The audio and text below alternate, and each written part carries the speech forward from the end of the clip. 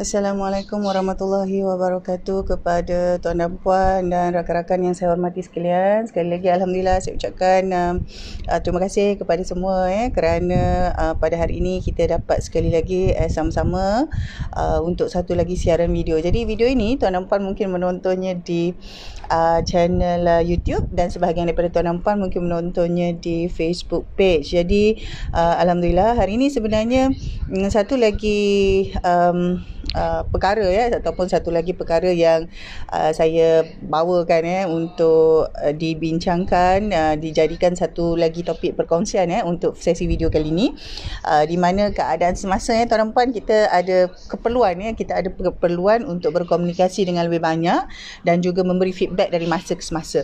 Jadi dalam senario semasa saya sendiri tuan dan puan ada terlibat dalam beberapa senario, beberapa program, beberapa aktiviti, beberapa kumpulan yang memerlukan saya sentiasa beri feedback. Jadi kadang-kadang kita terpaksa, bukanlah terpaksa kita memang perlu beri feedback. Contoh apabila kita bercakap dengan mentee atau bercakap dengan klien ataupun kita kata kita bercakap dengan individu-individu tertentu. Jadi pada kebanyakan masa kita perlu untuk beri feedback tu tadi.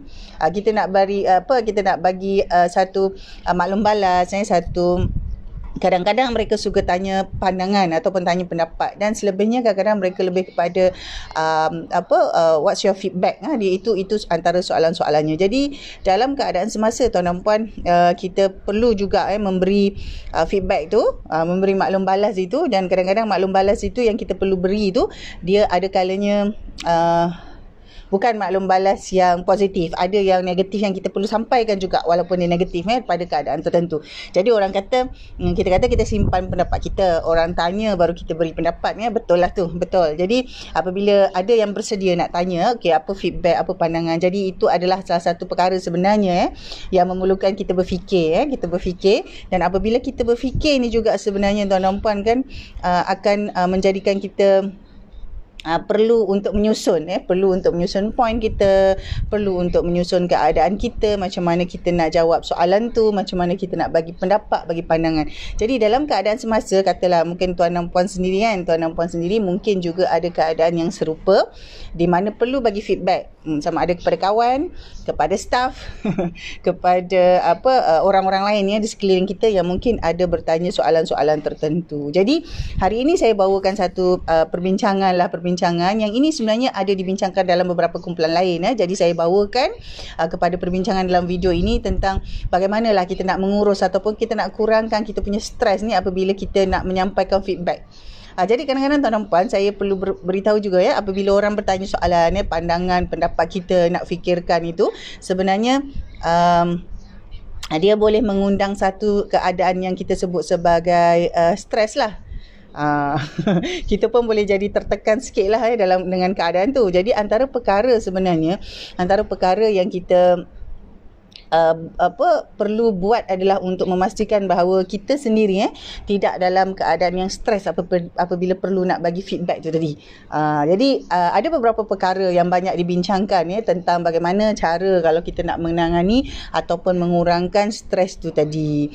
Jadi antaranya pada hari ini saya akan bawakan beberapa poin. Jadi ada beberapa perkara ni memang saya sendiri buat, dan mungkin ada beberapa perkara ni sebenarnya adalah dari pandangan ataupun feedback orang lain feedback orang lain yang saya kumpulkan dan saya bawakan dalam perbincangan untuk video kali ini. Jadi tuan dan puan, antara perkara yang pertama sekali apabila kita kata kita nak bagi feedback, kita nak bagi pandangan, kita berada dalam satu kumpulan, kita berada dalam satu situasi di mana kita perlu bagi input. Jadi kadang-kadang orang akan buat round table, dia sebut sesuatu, katalah kita dalam satu mesyuarat, katalah contoh ada 7 orang 5 orang, kadang-kadang pengerusi akan round table, dia tanya seorang-seorang apakah lagi feedback. Jadi kita kadang-kadang stres jugalah, tertekan. Mungkin dalam sehari itu kita ada banyak perkara, jadi bila kita nak deliver feedback ni atau kita nak bagi pendapat kita ke pandangan kita itu, kadang-kadang dia menjadi satu perkara yang bukan lagi menyeronokkan. Kalau setengah orang dia suka, semua nak dikomen, semua dia nak komen, semua dia nak bagi pandangan dia. Tetapi dalam keadaan tertentu sebenarnya ia bukan lagi satu perkara yang orang kata menyeronokkan. Dia boleh jadi kita memberi tekanan kepada kita. Jadi antara perkara yang pertama sekali adalah untuk kita pastikan kita punya emosi ni dalam keadaan terkawal. Kita ni Kita yang nak bagi feedback tu tadi, emosi kita tu dalam keadaan terkawal. Maksudnya kita tidaklah dalam keadaan marah masa kita bagi pendapat tu, feedback tu. Jadi perasaan-perasaan ni yang kita kena kawal. Kadang-kadang marah, sedih, kita terlalu gembira, terlalu excited. Jadi perkara-perkara ni kita perlu kawal. Jadi antara benda yang penting pertama sekali memang kita kena kawal. Jadi bila kita nak kawal itu adalah satu lagi kemahiran yang kita perlu adalah. Kadang-kadang orang cakap buat breathing teknik, bernafas. Ada orang cakap buat apa orang cakap, bermeditasi lah apa. Tetapi kalau dalam keadaan realiti, katalah kita dalam satu mesyuarat ataupun dalam satu discussion contoh kan, kita tak bolehlah nak bermeditasi pula waktu tu kan. Jadi paling-paling pun kita hanya boleh tarik nafas, kita boleh tenang, mungkin kita ambil segelas air kita minum dulu ataupun kita, orang kata itu kadang-kadang ada setengah-setengah orang dia ada gula-gula gula-gula. Jadi dia makan dulu gula-gula tu. Jadi ada perkara-perkara tu sebenarnya adalah antaranya untuk mengawal emosi. Dia nak bagi calm down, dia nak bagi dia dalam keadaan stabil. Jadi tuan-tuan puan, kita cari satu cara bagaimana kita boleh nak mengawal emosi kita. Jadi kita hanya beri feedback, hanya beri maklum balas pada masa keadaan kita tenang. Jadi kalau worst case scenario dalam keadaan tu, kita diminta beri pandangan dan kita tak boleh, kita tahu bahawa kita dalam keadaan yang tak tenang, kita perlu menolak juga, atau kita kata buat masa ini saya belum ada apa-apa input, tetapi saya akan hubungi semula. Jadi kita terpaksa juga cakap macam itu sekiranya kita punya emosi dalam keadaan tidak stabil. Kalau kita perlukan masa.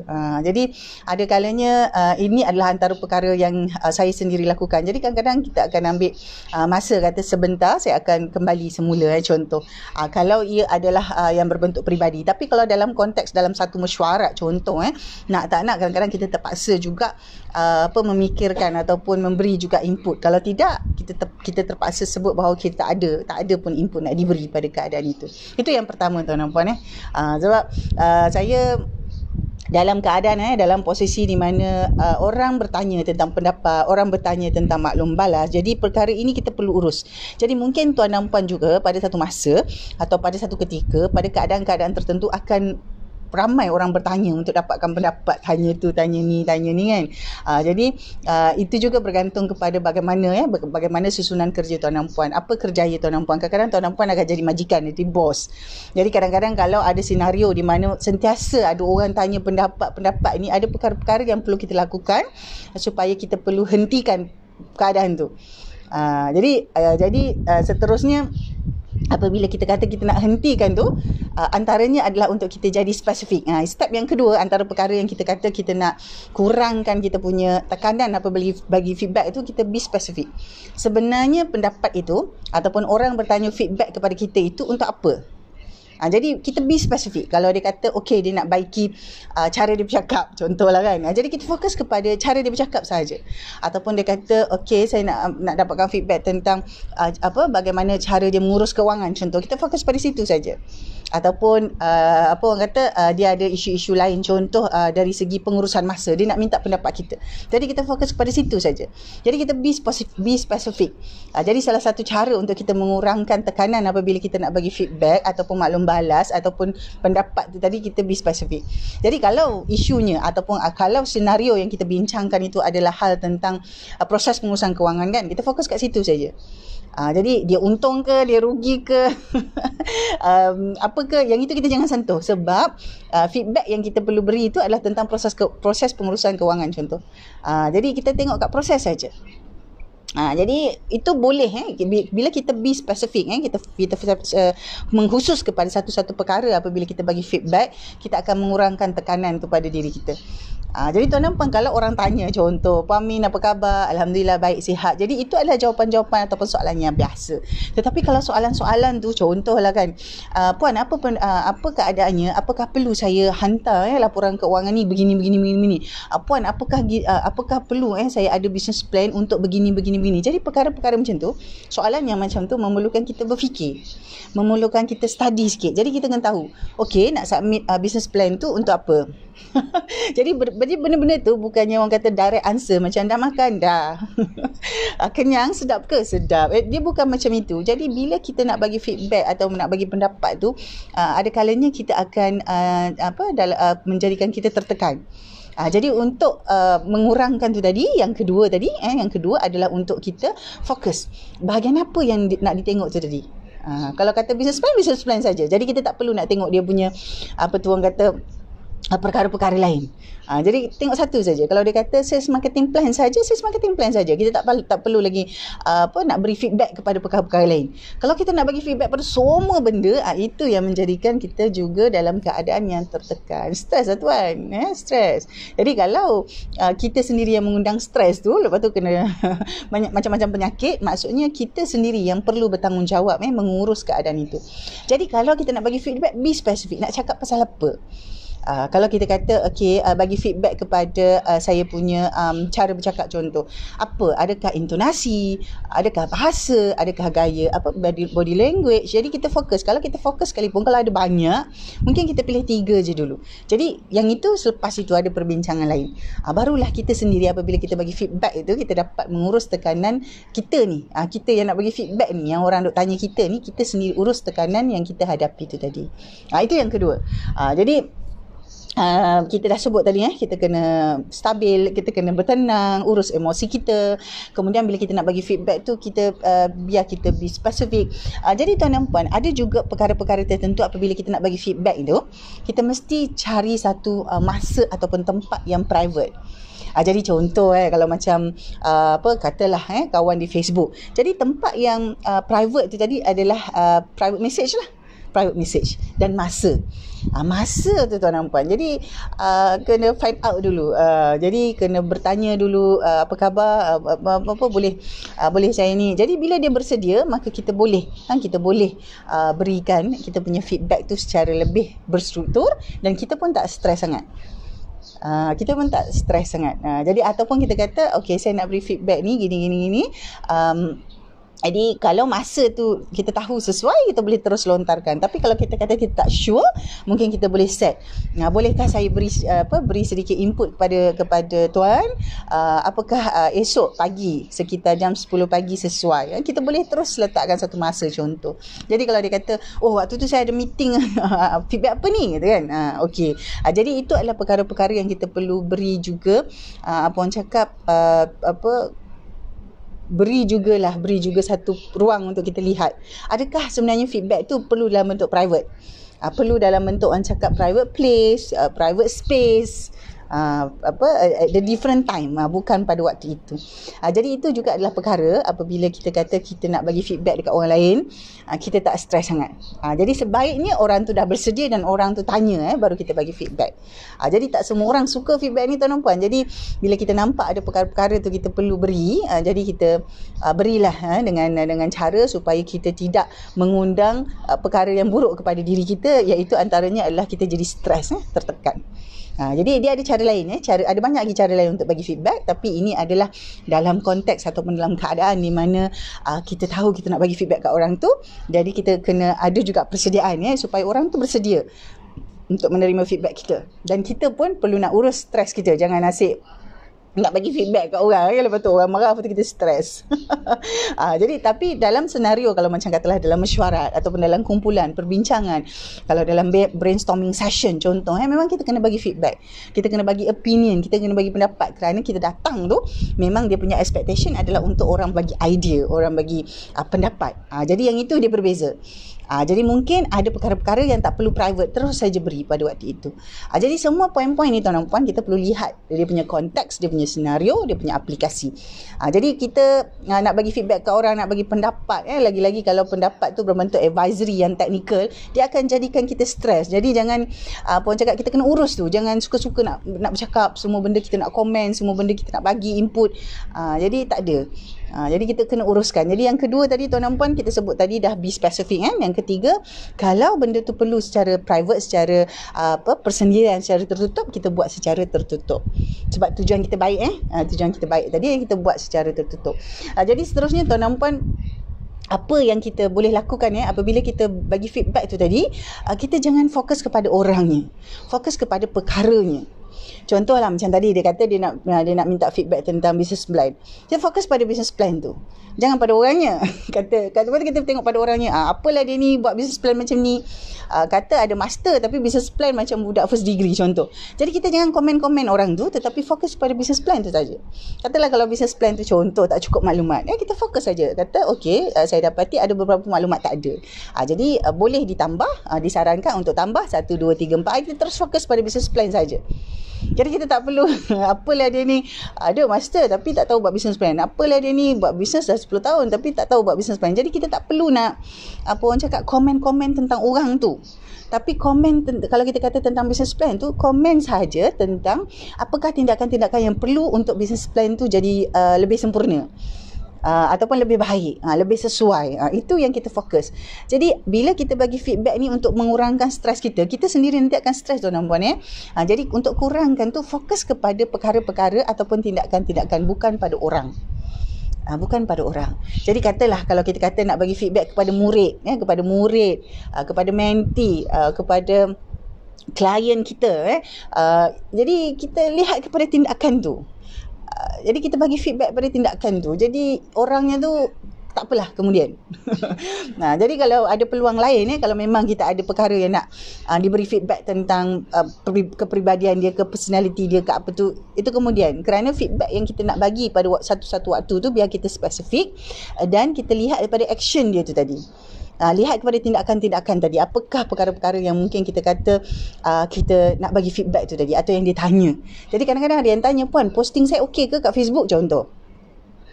Jadi bila kita kata nak be spesifik, tanyalah postingnya mana. Jadi bila kita lihat tu, kita fokus kepada posting tu tadi, bukan pada dia. Bukan pada dia, pada posting tu tadi.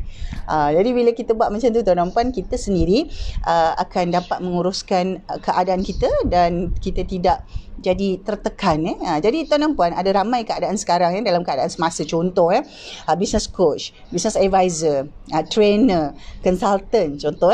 Kadang-kadang ada juga yang trainer, jurulatih yang dalam keadaan mereka perlu beri feedback, dalam keadaan mereka perlu beri maklum balas, dalam keadaan mereka perlu lodge complaint, dalam kata yang lain, kadang-kadang kerja-kerja berbentuk teknikal macam engineer ke, macam kerani account ke, bahagian finance account ke, kadang-kadang mereka perlu bagi feedback kepada majikan, ataupun nak bagi feedback kepada bos, atau nak bagi feedback kepada ketua. Jadi bila perkara-perkara ini berlaku, ini adalah antara tindakan yang perlu tuan-tuan puan ambil kira supaya tuan-tuan puan kurang stres. Jadi yang pertama sekali tadi kita kata emotion mesti stabil dulu, mesti under control. Jangan waktu kita tengah marah, kita geram tu kita nak bagi feedback, jangan. Tunggu dulu. Tunggu dulu. Kemudian kedua yang saya sebut tadi, be specific, apa bendanya tadi tu. Kalau kita kata kan, contoh kita kata bos kita ni teruk betul lah, risik dia bersepah-sepah contoh. Jadi kita tak perlu apalah bos ni, terus fokus kepada perkara tindakan tu tadi. Apa risik tu apa? Adakah dia buang? Adakah dia campak? Adakah dia lambat? Kita fokus kepada action tu saja. Jadi kita bagi feedback kepada action tu saja. Macam mana perangai bos kita tu tak apa, ataupun ini juga terpakai untuk murid ke, majikan ke, siapa-siapalah. Jadi kita fokus pada tindakan dia tu tadi. Dan yang ketiga, kalau ada perkara-perkara tertentu yang khusus perlu kita bagi feedback secara private, bagi secara private. Kita bercakap dalam keadaan tertutup, jangan dalam keadaan yang besar ramai-ramai macam tu. Jadi bila kita buat macam tu, sebenarnya ada banyak lagi perkara-perkara yang kita boleh buat nak kurangkan stres tu tadi. Tetapi saya bawakan dalam sesi video ini 3 perkara yang biasa ataupun yang perlu kita highlight dulu. Kita sendiri kena tenang, kita kena be specific, fokus kepada apa yang kita nak bagi feedback tu tadi. Kita fokus kepada action dan tindakannya tadi, bukan orang. Dan yang keempat, sebenarnya ada 4 dan yang keempat, kita lihat keadaan ataupun senario ataupun ruang yang membolehkan kita bagi feedback. Kalau perlu buat private. Jadi tuan-tuan puan, saya ingin membawakan satu senario di mana kita sendiri perlu mengurus tekanan diri kita. Kadang-kadang kita banyak sangat tertekan kalau tuan-tuan puan lihat, sama ada tuan-tuan puan lihat kawan-kawan kita, sama ada secara face to face ataupun di media sosial, tuan-tuan puan boleh nampak bagaimana kawan-kawan kita semua, tak kisahlah mereka ni suri rumah ke, bekerja ke, usahawan, sebenarnya majoriti dalam keadaan tertekan. Dia tunjuk tak tunjuk sahaja. Tetapi kalau orang yang biasa, macam kita biasa banyak bercakap dengan orang, kita belajar membaca body language, kita belajar membaca apa yang ditulis tu di sebalik posting social media. Jadi kita akan faham keadaan semasa di mana tuan dan puan, ramai rakan-rakan kita di luar sana sebenarnya dalam keadaan tertekan. Jadi kita sendiri perlu menguruskan tekanan kita. Kalau kita nak bagi feedback kat orang, kalau kita punya nature, if our nature of work is to give feedback, to provide honest opinion on certain items or on certain topics, if that is our nature of work, we must manage our own stress. We must manage our stress. Jadi kita perlu uruskan kita punya tekanan tu sendiri, kita kena buat. Jadi dalam keadaan itulah tuan dan puan, kita perlu susun ada jadual bila masa kita nak follow up yang ini, bila kita kena bercakap dengan yang ini, bila masa kita nak rehat, bila masa kita nak buat yang ini. Itu antara salah satu tindakan penting untuk kita buat supaya kita tidak, orang kata, terlalu tertekan dengan perkara-perkara yang kita lakukan, terutamanya kalau tuan dan puan punya kerja ataupun tugas dan tanggungjawab itu memberi advice, memberi khidmat nasihat, memberi konsultasi, memberi input, memberi feedback, memberi pendapat. Kalau itu memang kerja tuan dan puan perlu urus. Kadang-kadang tuan dan puan jadi majikan, tuan dan puan jadi ketua jabatan, ketua unit, nak bagi feedback kat bos, nak bagi feedback kat orang kata dekat kita punya agent lah, dekat kita punya stokis lah. Jadi perkara-perkara itu perlu kita urus. Yang pertama sekali mesti urus diri sendiri, mesti urus stres kita dulu. Kita urus yang tu dulu. Jadi insyaAllah selebihnya kita akan dapat, yang lain-lain tu kita akan dapat jalankan dengan lebih baik, dan perkara-perkara lain dapat menyusul dengan lebih selesa. Jadi solusi pun akan datang one by one. Jadi konsepnya kita usaha, insyaAllah kita akan dapat apa yang kita usahakan. Lambat, cepat, sikit, banyak, itu sahaja bezanya. Jadi untuk itu tuan dan puan, kepada yang menyertai menonton video ni, saya ucapkan terima kasih. Dan tuan dan puan boleh terus pergi ke www.lifetracklearning.com ataupun nuraminaomar.com, dan tuan dan puan boleh dapat maklumat lagi di sana tentang apa yang saya lakukan ataupun servis-servis yang mungkin sesuai untuk mengikut keperluan tuan dan puan semasa. Jadi untuk itu tuan dan puan, saya ucapkan selamat maju jaya. Sama ada tuan dan puan suri rumah ke tak bekerja ke employed or unemployed, ataupun seumpama dengannya, sama ada menjalankan bisnes ataupun seumpama dengannya, semuanya apa yang tuan dan puan rancang itu dapat berjalan dengan baik. Jadi untuk itu tuan dan puan, sekali lagi terima kasih kepada yang bersama-sama dalam sesi ini. Tuan dan puan boleh menonton video ini juga di platform channel YouTube Nur Aminah Omar. Jadi untuk itu kita jumpa lagi dalam video akan datang. Assalamualaikum.